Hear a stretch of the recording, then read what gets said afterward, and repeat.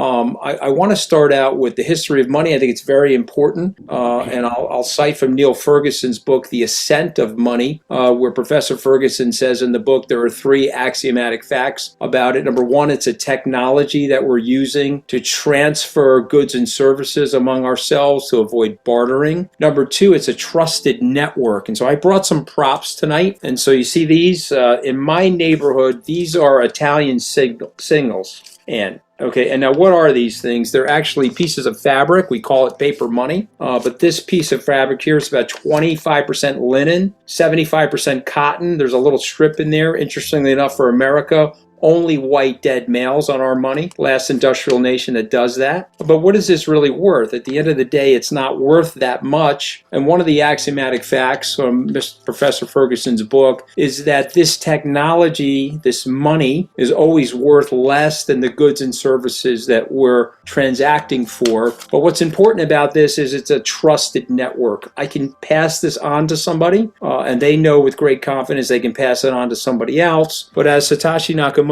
said, or the group of people known as Satoshi Nakamoto, the inventor of Bitcoin, and the group or the gentleman or the woman that wrote this white paper, they basically explained that this money throughout history has been corrupted. And this money throughout history, particularly in the modern era, we've had two big episodic events, 2008 into 9, and now the COVID-19 situation where we're manufacturing this money and it's causing some level of instability in our society.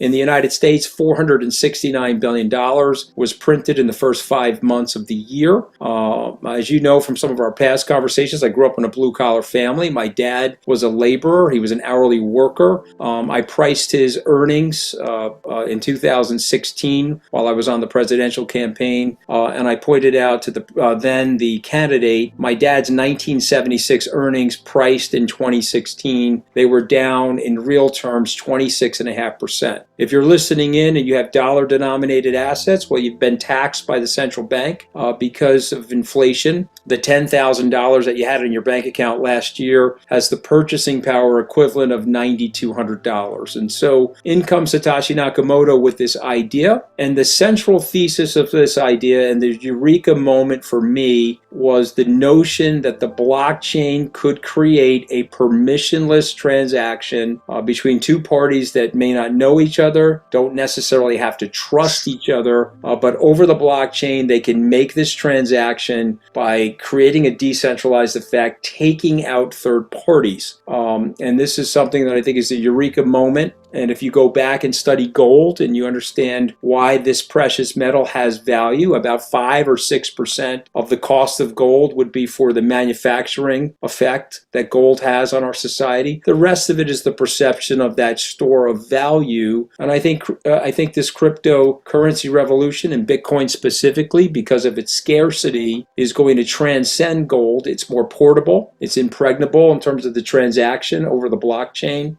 and that network, and it's being adopted quite rapidly, a result of which the prices are going to go a lot higher. When you say this is, in a sense, a bit of a breakthrough moment, one thing I would like to know from you is, what is the problem to which cryptocurrency is the answer? We'll come on to whether it's a bubble in a minute and whether you owe each other a tulip or not.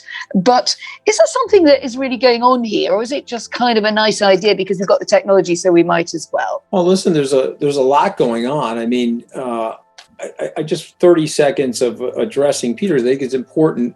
If you accept that we've moved into a digital society, and if you accept that we're adopting things on the internet, and so therefore there is value on the internet. As an example, Facebook.com, that URL has value. Amazon.com has value. And so then the question is, does the Bitcoin network itself have value? And I believe it does. It's at 125 million users right now. I think it's going to 1 billion users. I think Cathie Wood is going to be correct. 1 billion users by the end of 2025. And so we would go to Professor Robert Metcalfe at MIT and we would say, Dr. Metcalfe, does a network in itself have value? And I think the answer to that is yes. To answer your question specifically, we have a tendency to corrupt our money. We've been doing that forever.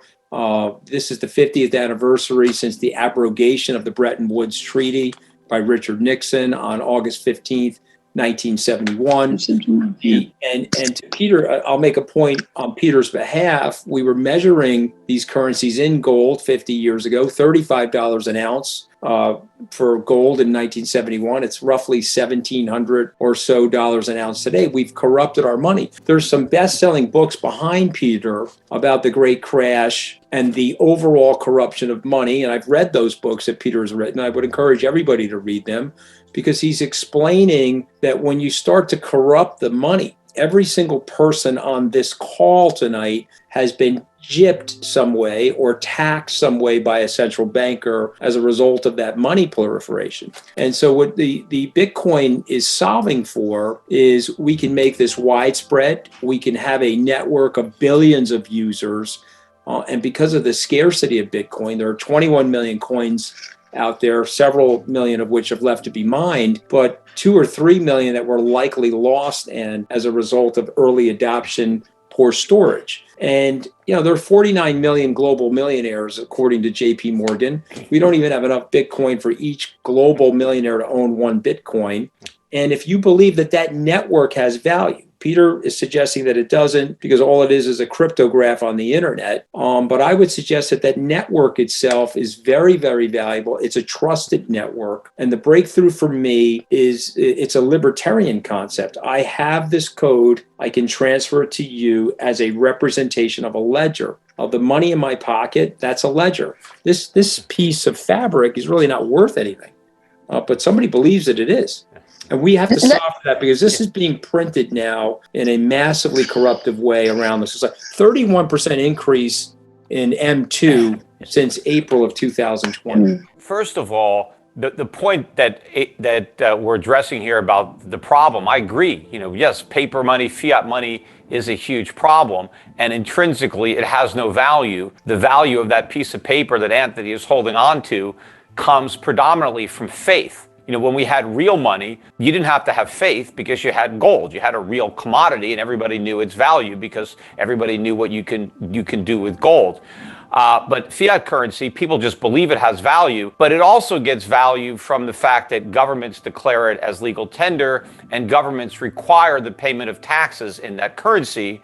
And so there is a natural demand. Nobody wants to go to jail, so everybody needs dollars in order to pay their taxes. And so that's where the value comes from. The problem with Bitcoin, one of the many problems, is its value comes from the same thing. It's confidence. You have to believe that it has value. You have to believe that other people are going to want it. Maybe you have to believe in this network. But at the end of the day, its value is derived from confidence and belief, except you don't even have the government behind it to force you to pay taxes in it. So I think it's much easier for that faith and that confidence to be lost. Bitcoin was the first cryptocurrency. There's now over 11,000 other ones that exist. I mean, who's to say that Bitcoin won't be passé, that some of these other coins will become more popular and people will forget about Bitcoin? I mean, generally, the first mover is not always the last mover. And, I know that, yeah, we're going digital. A lot of things now are digital,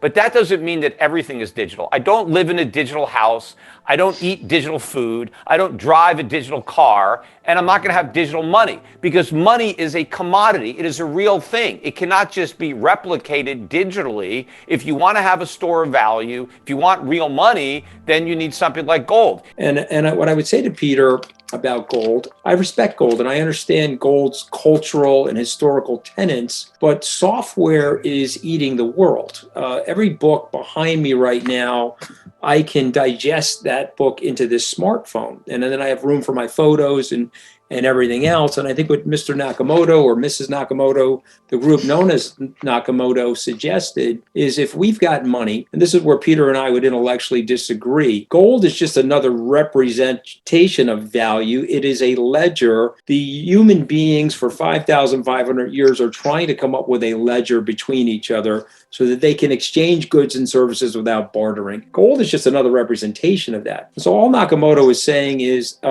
This meets the three tenets. It's scarce, it can be networked, and I can transfer it to you in an impregnable way. We don't have to like or trust each other, but I can create that one-on-one experience without having to go through a third party. One last quick point. Yeah, quick one back to Peter and then to the audience, because we've got some great questions. You'll have to keep going for those. If we capture a meteor, very valuable one, that's got $2 quadrillion worth of gold, it's going to super disrupt that market. Bitcoin can't be disrupted. It can't be recreated. 125 million users is less than 2% global saturation. If I'm right, if Cathie Wood is right, you'll be at over 1 billion users. Yeah. And these coins will be worth several times more than they're worth today. But, and maybe Peter and I can have that debate in 4 or 5 years about where this. The blockchain and the introduction of cryptocurrency and the tokenization is going to allow us to do things way more efficiently in our society in terms of transferring goods and services. And I'll just remind you of this. We have to take these things from the government now, the money. Our identities are actually granted to us from the government, where we get a passport or a driver's license. But in the world of the blockchain and the concepts of tokenization, our identity actually becomes ourselves, and it can be expressed over that network. And I just want people to think about the magnitude of that and the freedom of that, and the fact that this is so decentralized that it's relatively uncorruptible. And we know how frail human nature is as it relates to corruptibility. So I do think the world has been greatly improved, and I think Bitcoin is here to stay, and it will be a transfer mechanism for value and a store of value, and possibly a global currency over time.